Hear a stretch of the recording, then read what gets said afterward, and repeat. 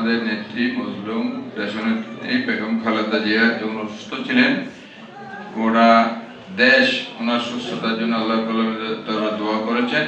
এখন আমরা আল্লাহর দরবারে উনি সাড়া দিয়েছেন। এখন ওনার মাগফিরাতের জন্য আমরা প্রতিটি ঘরে ঘরে, প্রতিটি মহল্লায়, মসজিদে, মানুষের অন্তর থেকে আমরা দোয়া করছি আল্লাহ রাব্বুল আলামিন যেন ওনাকে জান্নাতুল ফেরদৌস নসিব করেন।